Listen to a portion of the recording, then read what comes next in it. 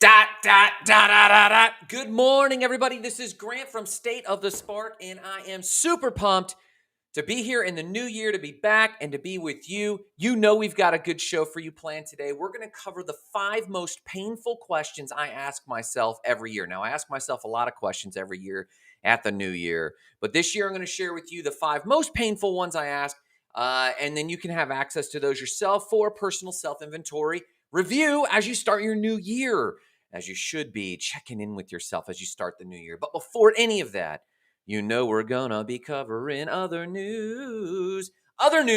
News that should make you smarter at the water cooler, news that should make you a little more interesting when you talk to your friends. But before any of that, for the first time this year together, we're gonna be sharing a morning cup of gratitude. What are you grateful for? What absolutely keeps you most pumped in the morning? What have you been grateful for since the start of the new year? Let me know in the chat. I got to hear from you, because if you can't share what you're grateful for, are you really grateful for it? And you know, I'm going to start. Let's do this. I am absolutely grateful for the most wonderful trip with some of my family to San Diego. For those of you who don't know, we checked out like solid for like about 3.5 weeks. We visited our family in San Diego, and we got really close with my brother and my brother's wife and my dad, and reconnected with all of them, but also had the pleasure of connecting with our niece. And we were super grateful for how fun and intelligent and smart our niece is. It's just really encouraging. We had a great time. And then in the middle of all of that, we also were able to make it to Costa Rica. Well, I was able to take a trip with my good friend Jamie Clemens, and we got away and actually were just able to surf. And I'm sure we'll share stories like our random cacao tea ceremony and finding street vendors and surfing in places that I had read about since I was a kid. But we'll cover that some other time. But that's what I'm grateful for. What are you grateful for? What's got you absolutely pumped for the new year? What's got you going? What goals are you looking at? What are you pumped about this week? I want to hear from you. Let's talk about other news. So in other news, the do-nothing man, he's known as the do-nothing rent-a-man, says that he'll at most reply to basic chit-chat. Now, I read this article and I got laughing a little bit. After all, this man, Soji Morimoto, is paid to do nothing. So if you ask him to do too awful much, he's going to turn you down a little bit. He's a 38-year-old Japanese man. And this guy has actually begun to rent himself out in gigs. It's the gig economy, and Japan needs this, which we'll get into in a quick second. But in short, he's been asked to go eating with people, shopping with people, go for walks. But he says specifically, I don't make any special effort. I reply to chit chat, but that's it. I don't want to be disturbed too much. Now, he's done everything from having a basic meal with people to actually going for walks with folks. And he's done up to 3 gigs a day. And so far, he's been doing it for about 1,000 days. So he's done over 3,000 gigs of being a do-nothing rent-a-man. Now, some people say in Japan that this phenomenon is likely due to the fact that there's an extreme amount of loneliness going on in Japan. And they're reporting the highest rate of suicides that's on the rise for the first time in 11 years. Now, this has been such a problem that Japan has actually assigned a minister of loneliness, and where they provide for and serve people their needs as it pertains to loneliness. But the do-nothing rent-a-man has been profiting off of this. Now, he does say this. Listen, for those who are lonely, I'm not a friend or an acquaintance, Morimoto says. I'm free from the bothersome things that accompany relationships, but can ease people's sense of loneliness. Now, if this is like darkly humorous, I think you're on point here. Japan is full of lonely people. They rent this guy who they know he's not meant to do anything, and if they try to get too personal, he actually puts up walls. That sounds like a lot of you, though. I know some of you people don't make friends the easiest, and people sound like the worst thing ever. But in Japan, it's an issue. Whereas loneliness or do-nothing rent-a-man is free from the responsibilities of relationships, you and I aren't. You see, the people in the world around us are desperately needing hope and encouragement, and that's where you come in. We have an ingrained sense of responsibility for those who we just happen to find ourselves around, and we really should. And I encourage you to follow that intuition. Whenever you have an intuition, to follow up with someone, to call them, to check in with them. Loneliness is a real thing around the world, so much so that Japan has a minister of loneliness, and it's up to us to make up those gaps. We used to have tighter community circles. We used to think of ourselves not as a city, but as a village, not as just a city, but as a neighborhood. And I encourage you to reconnect with that spirit. And I feel another morning cup of gratitude because a lot of the people around us have been developing deeper relationships, especially in the last 3 to 6 months. And I'm really grateful for that. So, here's to you making a difference in your community, even though the do-nothing rent-a-man doesn't believe he's responsible for it. Even if we don't get paid for it like the do-nothing rent-a-man, it's still up to you to make a difference in those closest to you. If you want to read more about the do-nothing rent-a-man and maybe how you could start a business doing absolutely nothing, which is kind of the dream, there's the link in the comments. Let me drop into the comments over here. Boom. There you go. You can figure out how Soji Morimoto can do absolutely nothing, especially not get into deep personal stuff, and gets rented out for it in Japan. Let's talk about art over tea. I titled this one, It Belongs in a Museum. And if you've seen Indiana Jones 3, you know what I'm talking about. Art historian of all people, art historian found himself a 300-year-old piece of art over his tea table. Let's talk about it. Chris Wright has been an art historian now for 50 years, uncovering historic masterworks. And in 1970, he tells the story, he was walking the streets of London and he found an old street cobbler selling copies of masterworks, specifically the masterworks of Van Dyke, a Flemish master. And this painting in particular, Portrait of Isabella Clara Eugenia, it's kind of popular in the area because Van Dyke had painted this, and it's kind of a popular painting, and there's a lot of copies out there, a lot of different sizes, and he painted it in different ways. Well, he bought it as just a curiosity. Being an art historian, was walking along the street vendors, found a bunch of these copies, and just picked one, bought it, and it ended up on his wall. And he's observed it over the years. And he was having a friend over for tea, and this friend was another art historian who also happened to specialize in the Flemish masters. And the art historian said, "Listen, let's have tea, but I really encourage you to go get this thing checked out." And he thought, well, this is just a copy. It's just a duplicate. Well, as he puts it, the cobbler's kid has no shoes, and an art historian's collection is the least looked at. And after inspection, they found that, yes, in fact, it was the portrait of Isabella Clara Eugenia, Infanta of Spain and Regentess of the Spanish Netherlands, has been sitting over his tea table for decades. I think that's 30, 40, 50 years. Now, he says this quote, and I want you to hear this because I think this is important as we come into the new year, as we do self-analysis, and it's this. When you own something, you don't take any notice of it. He quoted that. When you own something, you don't take any notice of it. Listen, are there things you own that are taking up space that you don't even notice anymore? Things that if you really looked at and someone were to ask, hey, what's that from? You'd have a story, but generally you go through life and you don't even see it.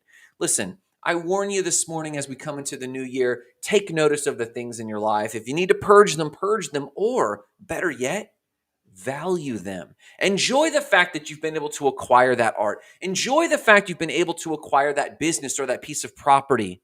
Make sure you notice the things in your life. He paid about 65 British pounds for this back in 1970, and today it could easily be worth millions. If you are interested in learning anything more about art, boom, in the comments, there's a link to the article for you to learn a little bit more about the Flemish master Van Dyke and how it sat over someone's tea table for about 50 years. Let's talk about the James Webb Telescope and going back in time. Yes, too big to fit. What's too big to fit in a rocket and has a sun shield the size of a tennis court? That riddle is answered by the James Webb Telescope. For those of you who don't know, the James Webb Telescope is NASA's latest and greatest telescope to peer back in time. Now, real quick, some quick facts. The James Webb Telescope is about 100 times more powerful than the Hubble telescope. Now, I want you to think about this. If you've seen these TED Talks or you've seen these photos where they pick out a black part of space and they zoom in on it and it's black, but they zoom in and then there's specks and then they zoom in and then there's like galaxies and then they zoom in. You can like see stars and planets.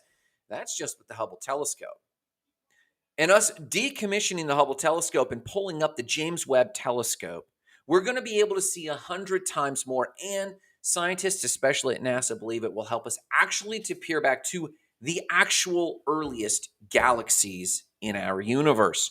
Now, this particular James Webb telescope has taken over 50 different missions and deployments. Basically, it was too large to fit into a rocket, and it has 18 discs and a bunch of other apparatuses. So they basically folded it like a drop leaf so that it could fit inside a rocket. Then it goes up, and over the last few months, I believe, they've been slowly unfolding each piece, testing it, calibrating it. It's now ready to deploy, and it now has a massive sun shield. So if you ever walk outside at night and you're in the middle of a city and you can't see the stars, that's all this ambient light. Well, it's the same for a lot of these telescopes. So they deployed a sun shield the size of a tennis court, yay, maybe even the size of a pinochle court. It will take about 4 months to align and focus. Think about this, 4 months to align and focus the mirrors, but by then, we should be able to peer 100 times further than the Hubble telescope. Now, what's the mission of the James Webb telescope? Well, in general, it's of course to continue the research of our space and our universe and to look back in time. But the big one, and the big one that they're looking for is signs of life-supporting planets. The closer we get to living off-world, the more NASA wants to contribute to at least begin giving us a target as we humans can develop interstellar travel, which would be phenomenal. If you want to read more about the James Webb telescope, let me drop that link to you. Boom. There's the link in the comments there. There's the link in the comments. There. Come on, thing. There we go. You can read more about the most powerful telescopes humans have ever put into space and how you can technically travel even further back in time by looking through a telescope. Check that out. Let's talk about the 5 most painful questions I ask myself every year, and I'm whooping myself up to ask them now. I hope your Monday's going fantastic. Listen, if you haven't noticed, we've been offline. We haven't done the show. We've been offline. We haven't been doing YouTube videos on crypto or financial freedom. And the main reason is that we've been on vacation. We've been trying to enjoy our vacation. And that vacation had a little bit of some derails where someone in our family got COVID and we were all kind of locked in the house together, but it actually turned out great. But in that busyness, I wasn't able to do my normal ritual, my annual review ritual. And I know that for a lot of you, it's become the in vogue thing to poo-poo on New Year's resolutions and New Year's goals. And shame on you, because these are fantastic societal moments where we all share the same psychology. There's very few things left in society that we all share rituals. And the annual review ritual has 2 really powerful components. Number 1, we can look back and see how we did and ask ourselves some character-driven questions. Did we actually do the best we could in who we were? Here, actually, I dropped the wrong link. Let me drop the right link. There we go. That should be the whole right link. There you go. So our goal annual review allows us to reflect on 2 things. Did we do the best we absolutely could last year? And therefore, did we look back and reflect? And now are we looking forward and giving ourselves something to hope for, something to drive for, something to think about, to carve ourselves and shape ourselves into a better version of ourselves? A lot of you, as you've poo-pooed on New Year's resolutions, as you've poo-pooed on goals year after year after year, I've watched those in that category around me struggle more and more. They've lost more and more capacity to give themselves hope when they need it. And I really love this time of year, so I pulled out my annual review sheet. Now, I will be absolutely transparent in where I got this annual review sheet. For those who don't know, one of the most powerful books in my life is, guess, 3, 2, 1, boom. Think and Grow Rich has been one of the most powerful books in my life, so much so that this one is in tatters. This book is in tatters. So I have a new version of this book, and I don't like this version because they actually edit it. Think and Grow Rich, fantastic book. And in the back of this book, they have what's called a self-analysis questionnaire. Now, I've taken this and modified it for myself, and year after year, I was digging through my Google Drive this morning, and I found that I had, I think, about 9 years worth of self-analysis questions and goal setting.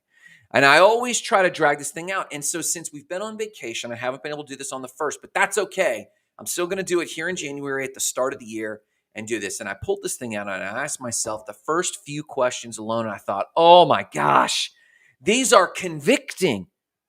So often I listen to the naysayers around me who think, goals are too much, goals are too stressful, we never achieve them, so I'm always disappointed. And we see this in a lot of people who resist goals. But when I reflect on the fact that I've given into that mindset a little bit myself because so many people have that pervasive mindset. As I give into that mindset, I reflect on the year and think, well, I've done so much less this year than I have in previous years. I don't know about you, pandemic aside, how many of your goals have you actually achieved to the nth degree? How much have you actually taken to the next level? Very few of you have actually achieved a lot of goals. I know I talk to a lot of you as coaching clients. I talk to a lot of you in the Discord. I talk to a lot of you in the Facebook Goals and Gratitude group. And a lot of you are like, I haven't done too much in the last 2 years. I am here to tell you that 2022, regardless of the pandemic, is a year to come out of your cave and start owning the fact that you are in charge of your life. As Bob Proctor says, I'm responsible for my life, my results, my life, my dreams, and every result I get. I am responsible for my life, my dreams, and every result I get. I'm responsible for my life and my feelings in every result I get. And taking ownership starts with you writing goals. Well, goals starts with actually being honest with yourself. You can't address a problem until you first admit you have one. Is that true? So there's two major problems with this. Number one, doing an annual review for people and setting major goals. We're not setting goals this morning together. We're just going to do a little bit of an annual review. But there's two major problems to this before we introduce these first 5 really painful questions. Number one, the holidays have become at once so stressful, so busy, yet so focused on rest and recharging that everyone's in a tizzy. And holidays themselves have just become absolutely so busy that we have not been able to make time and bandwidth just to sit down on a Saturday morning with a cup of coffee alone in yourself, a pencil and a print off or your note-taking app or whatever, and actually do some introspection. In fact, if I gave you the word introspection, very few of you can even say the last time you got introspective. Boom. Thank you for sharing the list from the book. I was just reflecting on this topic yesterday with a friend. One thing I did was shed limiting beliefs and switch to believing my dreams were possible. Jessica, good morning. I hope you're doing great. She's got a big transition coming up soon if she hasn't finished it already, but she's making time for this. And shedding limiting beliefs and switching to believing our dreams are possible. We have to do this again. Too many of you have spent too much time in the pragmatic alone.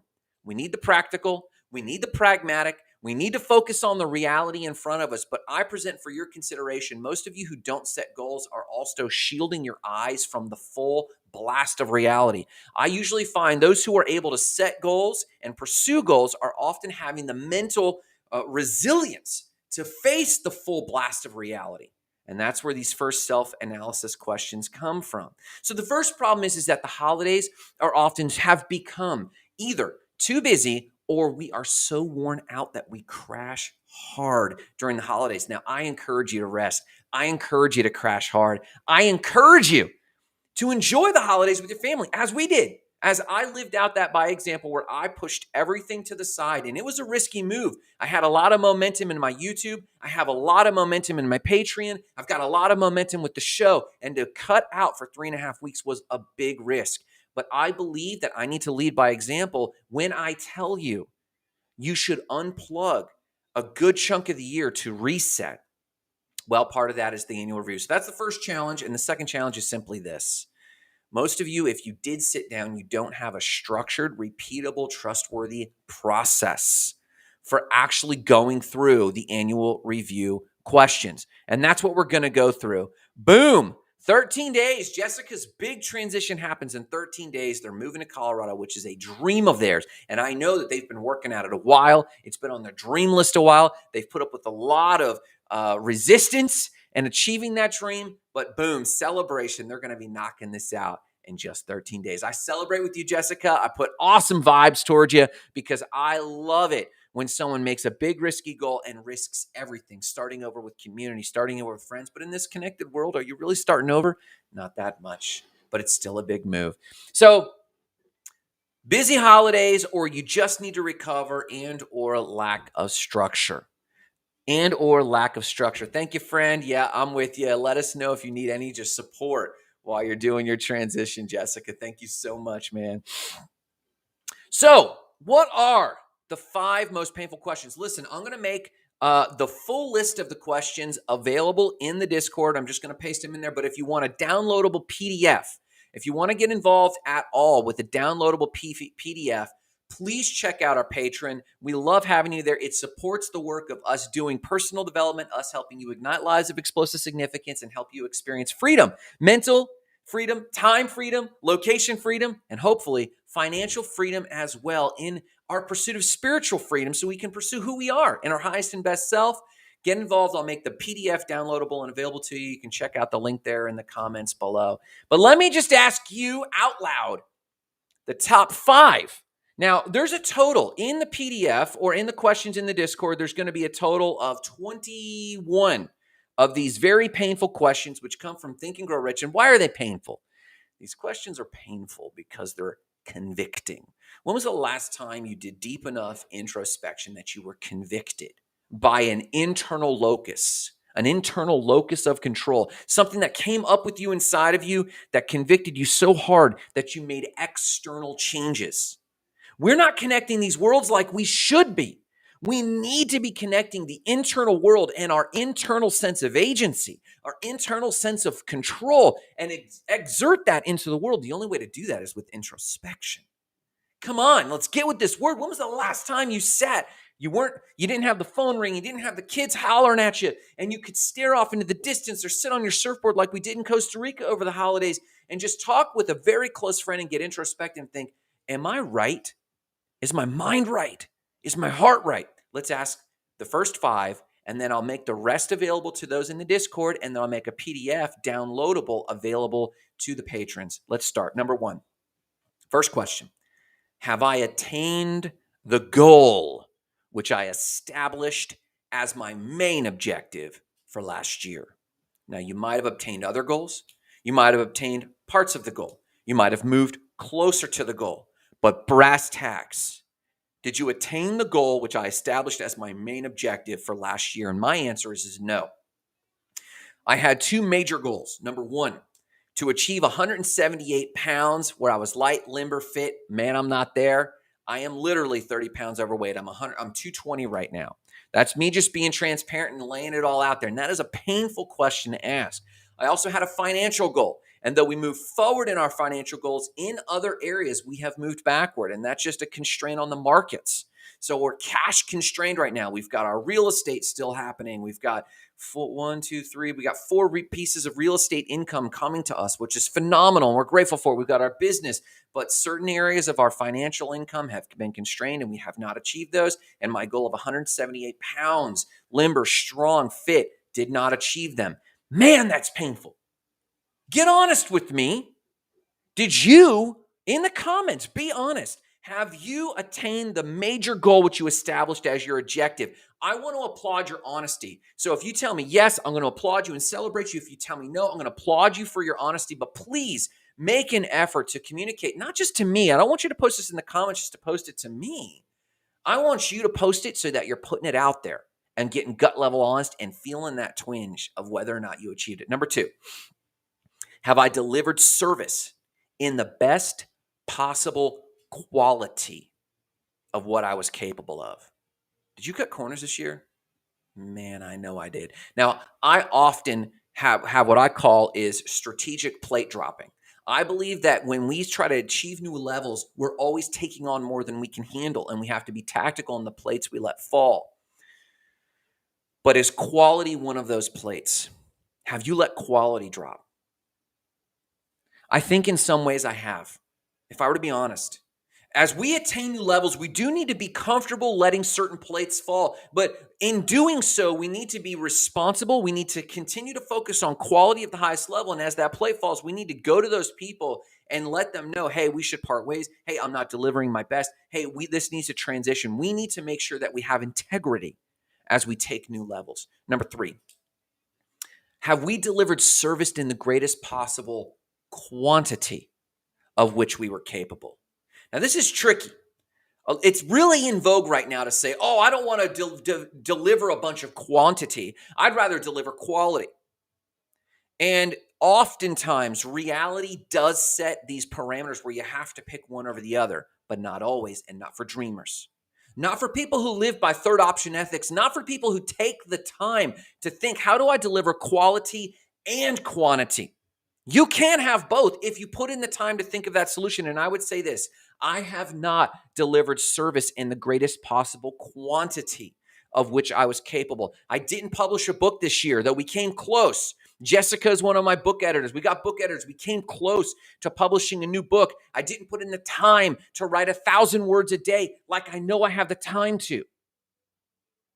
I didn't sell as many clients. I had clients in my wait list for months and I did not close them. Why? Because we were focusing on other things. I was trying to focus on quality, trying to focus on taking new levels, trying to focus on getting ready for the holidays.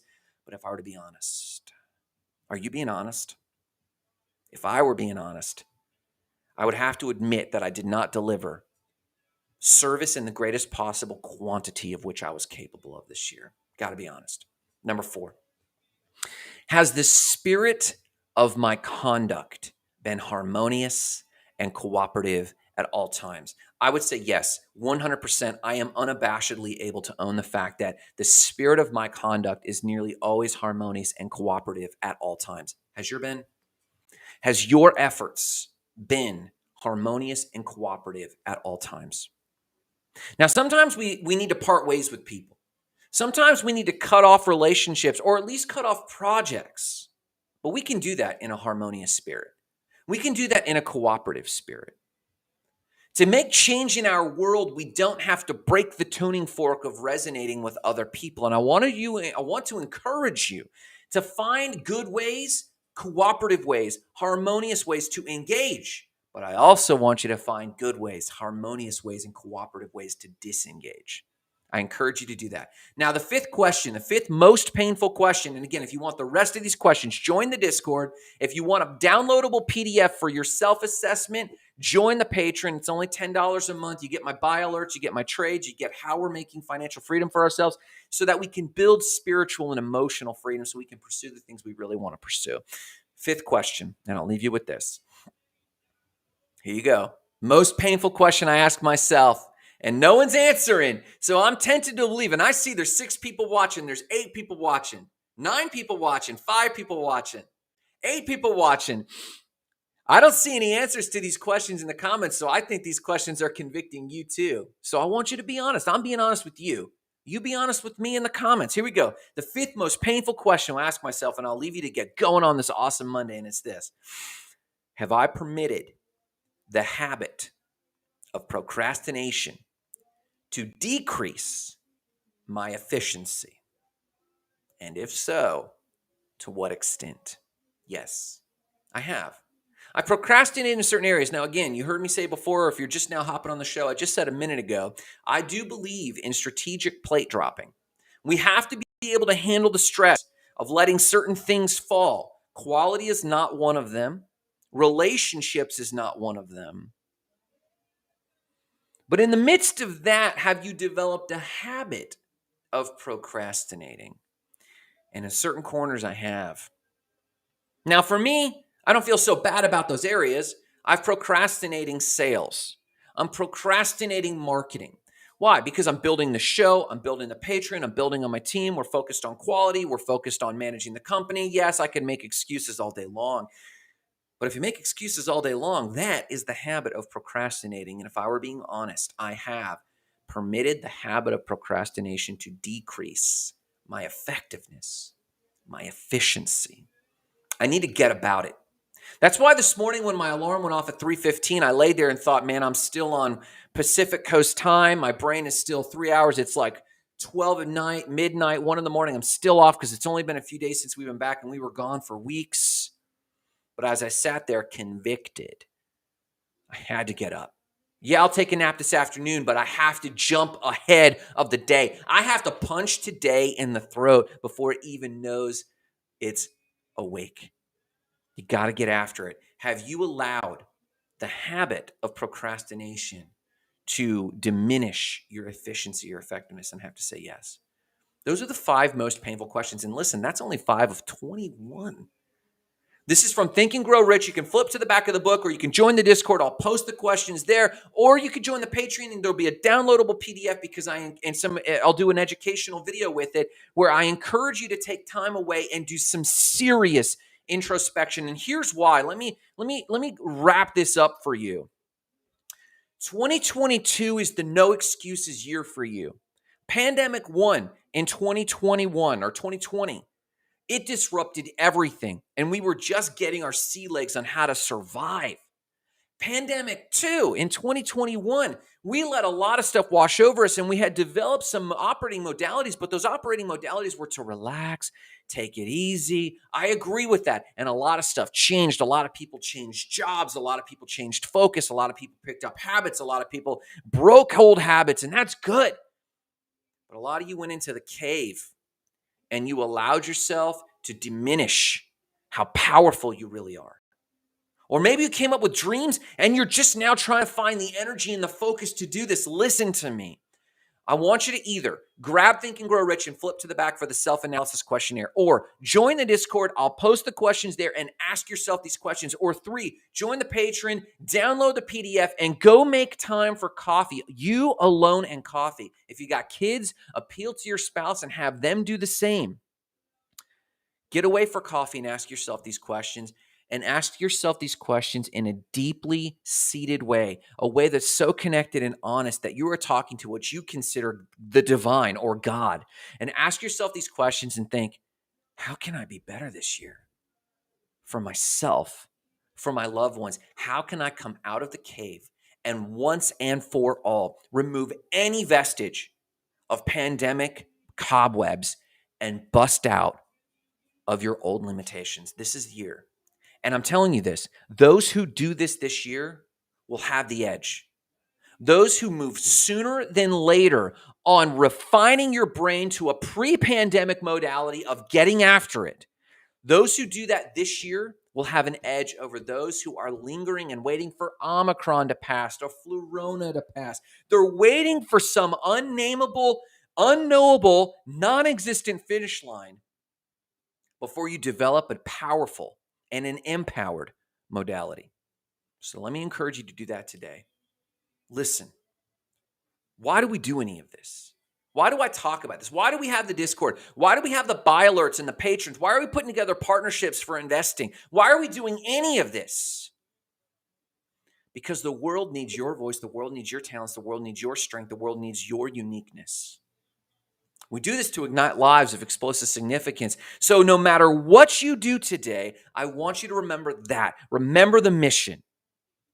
Remember, it's all about igniting lives of explosive significance, starting with your own. Welcome back. Have a kick-ass year and have a kick-ass day.